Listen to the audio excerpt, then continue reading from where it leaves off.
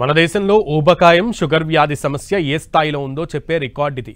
ఈ రెండు సమస్యలకి వాడే ఒకే మెడిసిన్ విక్రయాలలో పాత రికార్డులు బద్దలు కొట్టింది. ఏకంగా ఒక్క నెలలోనే 100 కోట్ల విలువైన అమ్మకాలు సాధించింది. దీంతో ఈ స్థాయిలో మన వాళ్ళు ఈ జబ్బులతో బాధపడుతున్నారనుకోవాలా, లేక ఫార్మా కంపెనీలు మన దగ్గరున్న పరిస్థితి నుంచి ఆదాయం పిండుకుంటున్నాయా అని అనుకోవాలో అందరికీ తెలియని పరిస్థితి.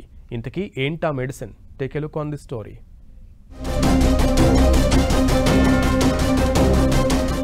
ఒక్క నెలలో 100 కోట్లు. ఇండియన్ ఫార్మా మార్కెట్లో మౌంజారో సంచలనం. టైప్ 2 డయాబెటీస్ కమ్ ఒబేసిటీకి వాడే మౌంజారో. ఫార్మారాక్ రీసెర్చ్ ప్రకారం మన దేశంలో ఇప్పుడు ఓ డ్రగ్ రికార్డులు బద్దలు కొడుతోంది. ఒక అక్టోబర్ నెలలోనే దాని అమ్మకాలు 100 కోట్లకు చేరడం విశేషం. ఒబేసిటీ అంటే అధికంగా ఉన్న కొవ్వును తగ్గించడానికి వాడే ఈ డ్రగ్ గతంలో ఉన్న రికార్డును బద్దలు కొట్టింది. యాంటీబయాటిక్ ఆగ్మెంటన్ నెలలో 80 కోట్ల అమ్మకాలు సాధిస్తే ఈ మౌంజారో 1 బిలియన్లను సాధించింది. ఓవైపు డయాబెటీస్, మరోవైపు ఒబేసిటీ రెండింటికి ఈ మౌంజారో వైరల్ ట్రీట్మెంట్ ఇస్తున్నారు. మన దేశంలో ఊబకాయం సమస్య ఎక్కువే.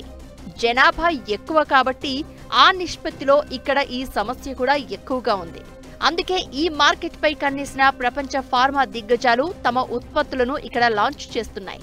ఈ క్రమంలోనే ఎల్లీ లిల్లీ కంపెనీ రిలీజ్ చేసిన మౌంజారో రికార్డులు బద్దలు కొడుతోంది.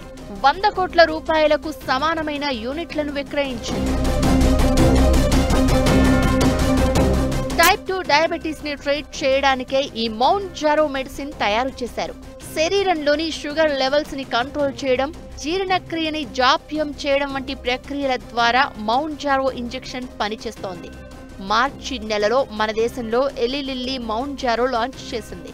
జూన్ నెలలో నోవో నోర్డిక్స్ కి చెందిన విగోవి కూడా తన విక్రయాలు ప్రారంభించిన మౌంజారో విక్రయాలు ఏమాత్రం తగ్గలేదు. ఇప్పటికీ ఈ 8 నెలల్లో మౌంజారో విక్రయాలు 333 కోట్ల రూపాయలకు చేరడం గమనించాలి.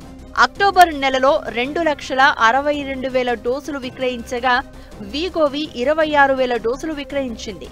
మన దేశంలో కొవ్వు కరిగించుకునేందుకు, అలానే ఊబకాయం సమస్య ఎంత తీవ్రంగా పరిగణిస్తున్నారు అనేదానికి ఈ రెండు కంపెనీల విక్రయాలే ఉదాహరణ. ఎలీ లిల్లీ ఇంకో అడుగు ముందుకేసి సిప్లా కంపెనీతో వేరే బ్రాండ్ కింద ఇదే మౌంజారోని విక్రయించడానికి డీల్ కుదుర్చుకోవడం విశేషం. అయితే అసలు ఇలాంటి ట్రీట్మెంట్ ఎంతవరకు సురక్షితం అనేది ఎవరూ పట్టించుకోవడం లేదు.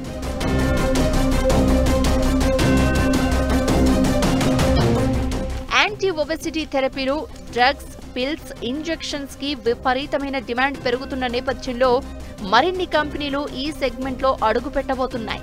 వీగోవికి సంబంధించిన పేటెంట్ వచ్చే ఏడాది మార్చిలో ముగియబోతోంది. దీంతో ఆ ఫార్ములాని తయారు చేసి డయాబెటీస్ కమ్ ఒబెసిటీకి వీగోవి వాడుతున్న సెమాగ్లూటైడ్ ను ఈ కంపెనీలు మార్కెట్లోకి తెస్తాయని అంచనా.